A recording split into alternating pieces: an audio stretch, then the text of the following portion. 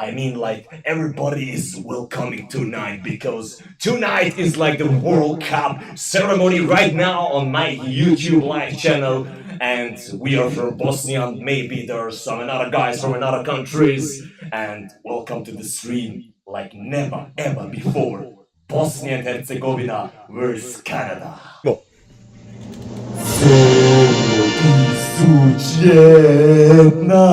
Na vjernosti se kunem, od mora do Save, od Drine do Une, jedna si jedina, moja domovina,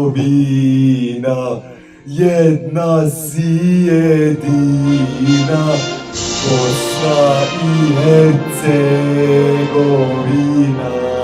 Bog nek te sačuva za pokoljena nova, zemljo mojih snova, mojih pradjedova, jedna si jedina, moja domovina, jedna si jedina, Bosna i Hercegovina.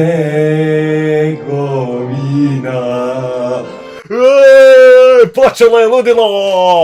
Počelo je ludilo na atmosferi u Toronto, zmajevi su spremni ko nikad prije, a sada ste čuli našu himnu i Bosne i Hercegovine. Pa da li večeras moguće da se nalazimo na svjetsko prvenstvo?